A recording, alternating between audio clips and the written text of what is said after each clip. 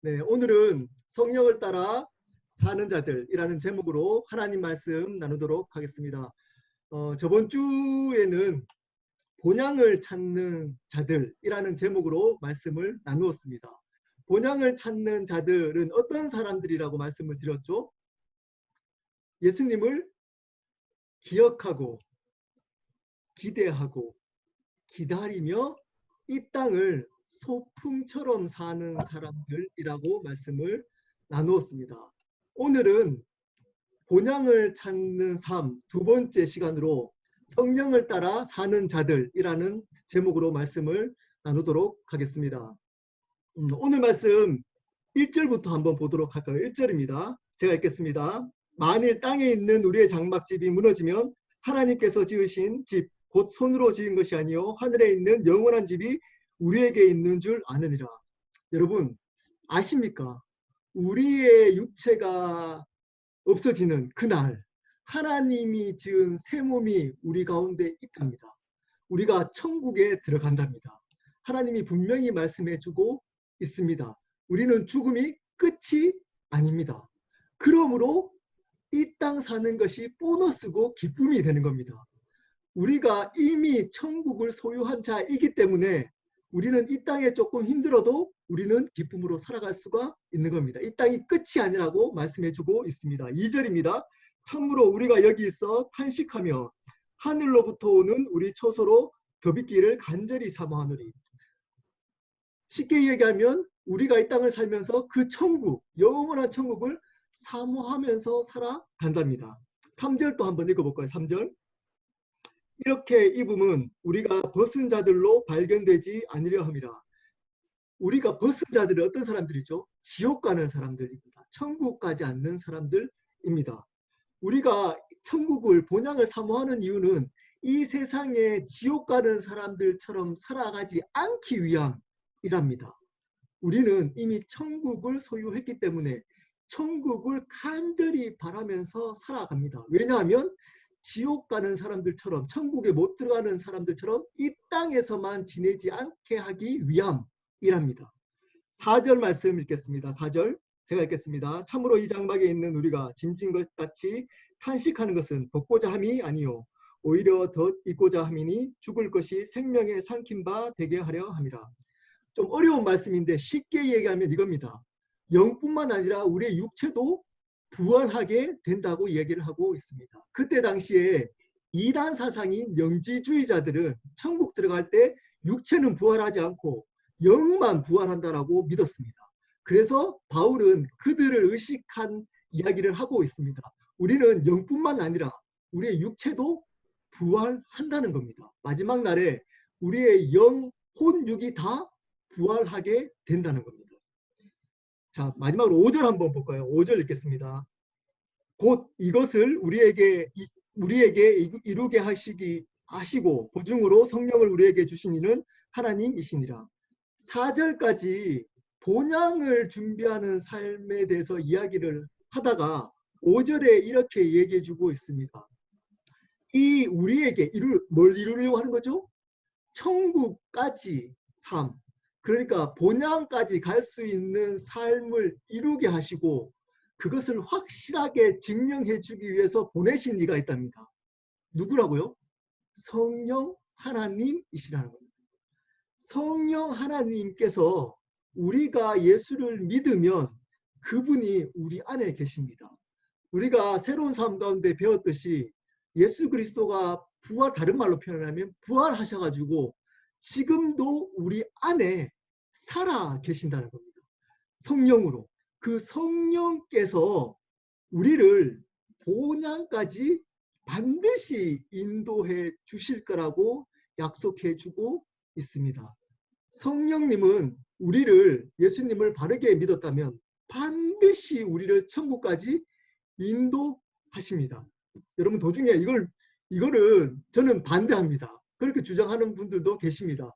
예수 믿고 나서도 구원이 탈락할 수 있다라고 믿는 분들이 계십니다. 저는 거기에 대해서 반대합니다. 구원은 탈락될 수 없습니다.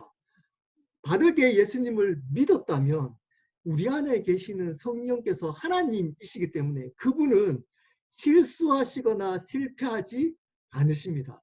반드시 그분이 천국까지 우리를 인도해 주실 겁니다. 근데 그러면 우리는 가만히 있고 죄 지어도 천국 갈 수 있나요? 이렇게 질문을 할 수 있잖아요. 여기 보면 예수 믿는다 그랬는데도 막 죄 짓고 하는 사람들이 있는데 이런 사람들 다 천국 갈 수 있나요? 예수 믿는다 그러는데 그런 분들 중에 예수님을 처음부터 안 믿을 가능성도 굉장히 높고 또는 성령께서 계시지만 그 성령을 따라 사는 자가 아니고 성령을 무시하면서 살아가는 자들일 가능성이 있습니다. 그러면 어떻게 될까요? 성령을 무시하면서 살면 어떻게 될까요? 성령께서는 반드시 그 사람을 무시하더라도 천국까지 인도해야 되잖아요. 그러면 어떻게 해야 될까요? 고난을 주십니다. 반드시 고난을 주십니다. 어떤 방식이든 어렵게 하십니다. 상황을 어렵게 하십니다. 그들이 붙들고 있는 하나님이 아닌 본향이 아닌 이 세상에 있는 것들을 가져가십니다. 아니면 다른 것들로 반드시 고난을 주셔서 터지고 천국 가게 됩니다. 그러므로 어떤 쉽게 얘기하면 좋은 말 할 때 성령께 순종해야 합니다. 성령께서 좋은 말로 인도할 때 순종해야 됩니다. 그렇지 않고 그 성령을 무시하면서 살아가면 고난 많이 받게 됩니다. 제가 증인 중에 한 사람입니다. 그러므로 성령께서 어떤 인도하심을 할 때 반드시 순종해야지만 됩니다. 그러면 어떻게 성령님께 순종해야 될까요? 오늘 두 가지로 말씀을 나누도록 하겠습니다. 첫 번째입니다. 성령께서 순종하는 삶은 어떤 삶일까요? 첫 번째입니다. 믿음으로 행하는 삶입니다. 6절부터 7절까지 말씀입니다. 제가 읽겠습니다. 6절부터 7절. 그러므로 우리가 항상 담대하여 몸으로 있을 때에는 주와 따로 있는 줄을 아노니 이는 우리가 믿음으로 행하고 보는 것으로 행하지 아니함이로다. 6절에 이렇게 얘기해 주고 있습니다. 그러므로 본향을 우리가 소망하는데 이 본향을 인도하시는 성령께서 반드시 우리를 본향까지 인도하시기 때문에 그 성령께서 우리의 삶을 본향까지 인도하시기 때문에 우리는 어떨 수 있다고요? 담대할 수 있답니다. 우리는 어떡하지? 내가 이 모습으로 천국 갈 수 있을까? 나는 또 어제도 이런 안 좋은 죄를 지었는데 나는 어제도 이런 모습을 지었는데 내가 연약하고 생각도 연약하고 자꾸 넘어지고 약한데 이렇게 되지 않는다. 왜냐하면 우리가 천국을 우리 힘으로 가는 게 아니고 성령께서 우리를 천국까지 본향까지 반드시 인도해 주시기 때문입니다. 그러므로 담대할 수 있답니다. 그런데 담대한데 주와 따로 있는 줄 안답니다. 그렇지만 예수님을 직접 우리가 육체적으로 눈으로 볼 수는 없지 않습니까? 예수님을 눈으로는 볼 수 없답니다. 성령과 동행하고 담대하지만 예수님을 직접 눈으로 볼 수는 없답니다. 왜냐하면 7절입니다. 이는 우리가 믿음으로 행하고 보는 것으로 행하지 아니함이로다. 예수님이 보이지 않기 때문에 우리는 어떻게 행해야 된다고요?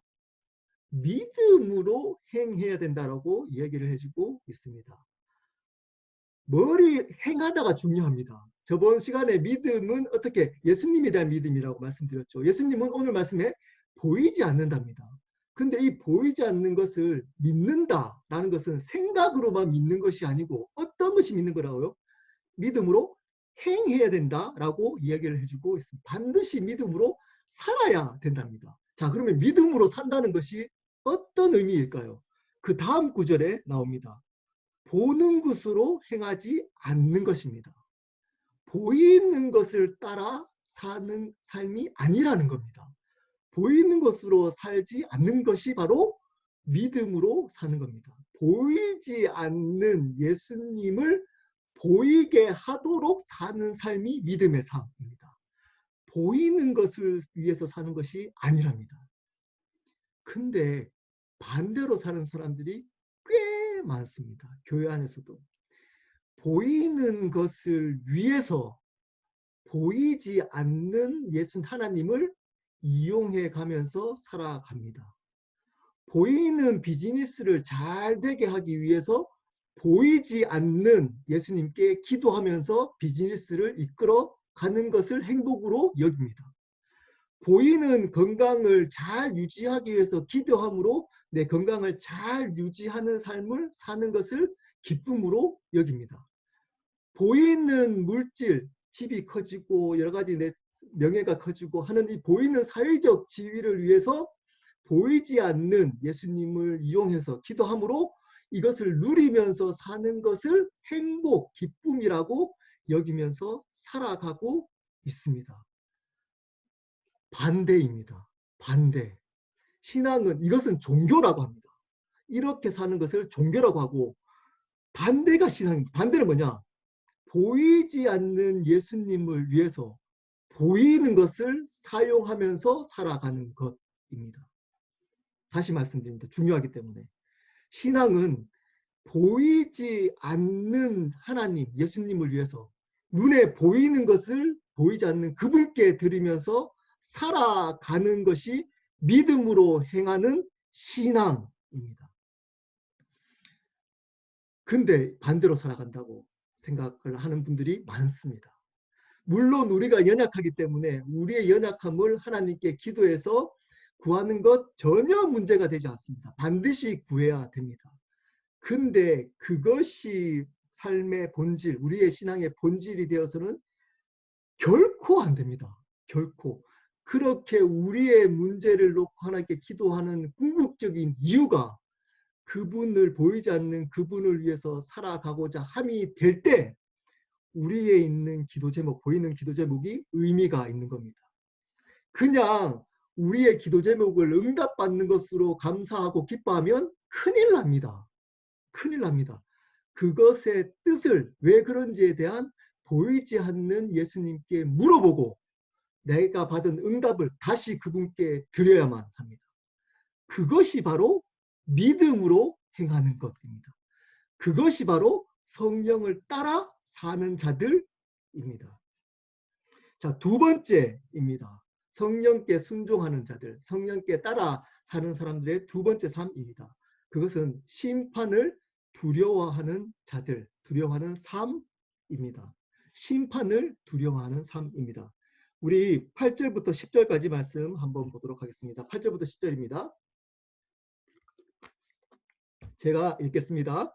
우리가 담대하여 원하는 바는 차라리 몸을 떠나 주와 함께 있는 그것이라. 그런즉 우리는 몸으로 있든지 떠나든지 주를 기쁘시게 하는 자가 되기를 힘쓰노라. 이는 우리가 다 반드시 그리스도의 심판대 앞에 나타나게 되어 각각 선악간에 그 몸으로 행한 것을 따라 받으려 함이라. 자, 8절입니다. 이렇게 얘기해 주고 있습니다. 우리가 담대하게 원하는 바인데 몸을 떠나는 게 뭐죠? 죽는다는 겁니다. 차라리 몸을 우리가 담대하게 원하는 게 뭐냐면 죽는 거랍니다. 왜냐하면 그래야지만 주님과 함께 영원히 함께 있기 때문이랍니다.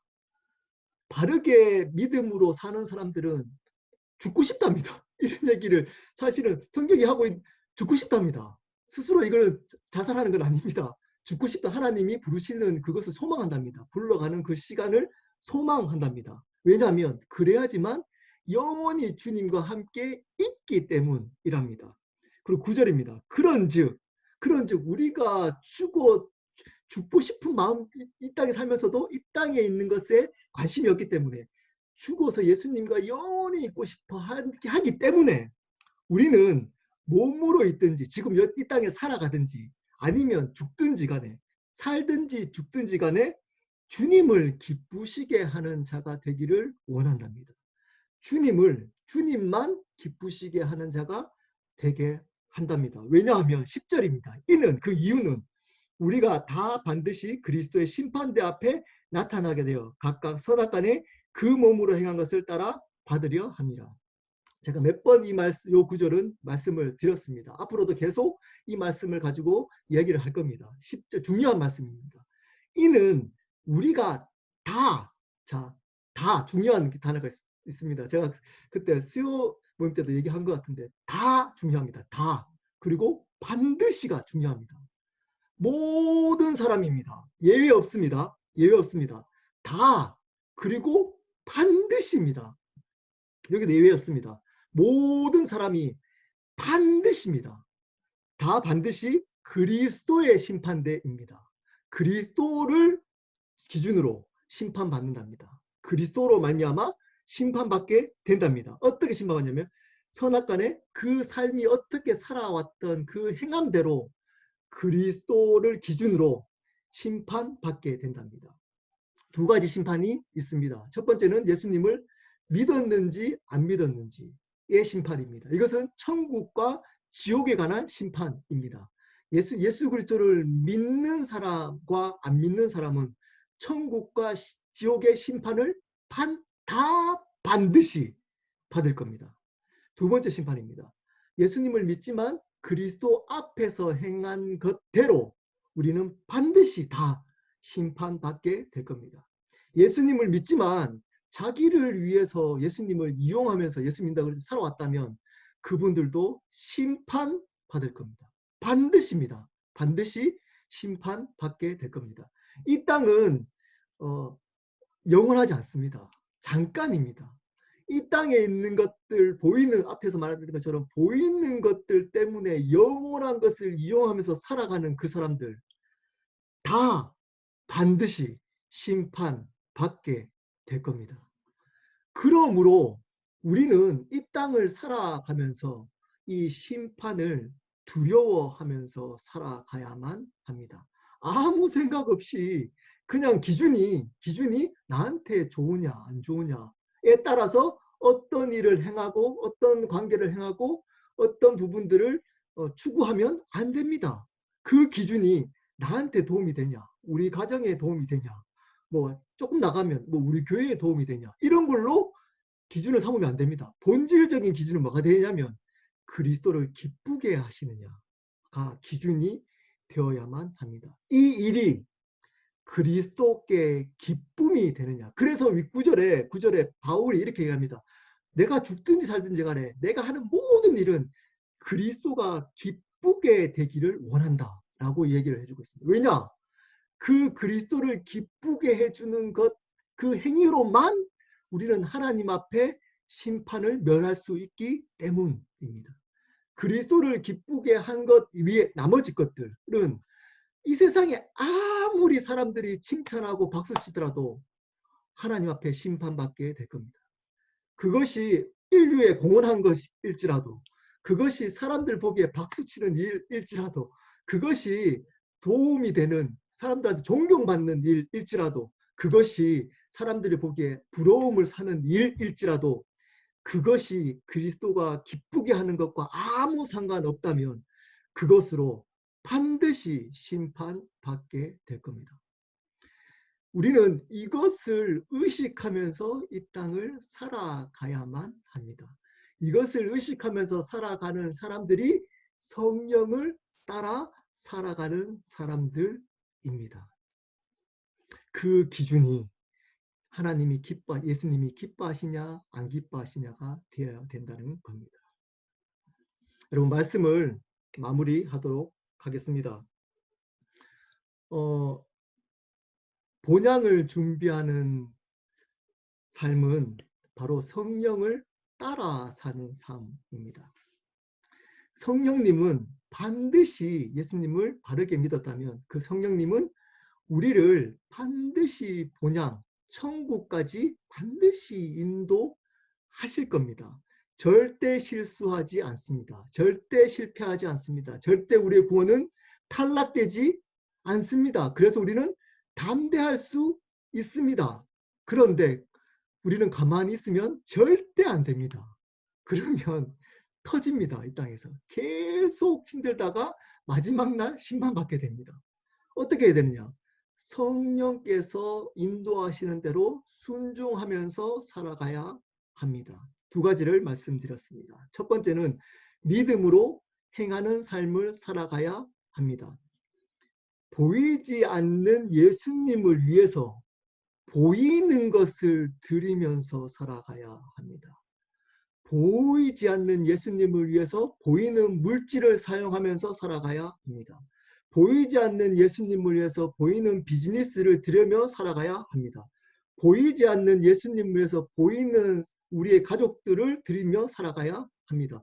보이지 않는 예수님을 위해서 보이는 이 땅의 교회를 드려가며 살아가야 합니다. 보이지 않는 예수님을 위해서 보이는 물질을 드리며 보이는 건강을 드리며 보이는 우리의 사회적 지위를 들여가며 살아가야 합니다. 이것이 믿음으로 사는 겁니다. 그래야지만 성령께서 우리의 삶을 인도할 수 있습니다. 그래야지만 본향을 준비할 수 있습니다. 두 번째입니다. 두 번째는 심판을 두려워하며 살아가야 합니다. 하나님은 반드시 예수 그리스도로 말미암아 마지막 날 다 모든 사람 예외 없이 반드시 그리스도의 심판을 한다라고 말씀해주고 있습니다. 우리 믿는 사람들은 믿는 사람들입니다. 말씀을 믿는 사람들입니다.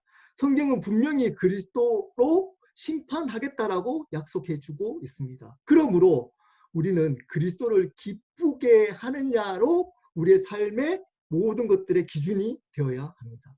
내가 하는 모든 일들이 그리스도를 기쁘게 하는 그 일로 감당해야만 합니다. 그래야지만 우리는 그 심판을 면할 수가 있는 겁니다. 날마다 심판을 의식하며 두려워하면서 살아가야 합니다. 그래야지만 성령의 인도하심을 받을 수 있습니다. 그래야지만 본향을 준비하는 삶이 됩니다. 사랑하는 여러분, 우리는 이 두 가지를 믿음으로 행하며 삶을 살아가고 그리고 심판을 의식하며 살아감으로 말미암아 성령을 따라 사는 자들이 되어야만 합니다. 그래야지만 우리는 마지막 날 본향을 준비하며 이 땅 짧은 이 땅 가운데 영원한 본향을 준비하며 살아갈 수가 있는 겁니다. 그 삶을 살기를 예수 그리스도 이름으로 축복합니다.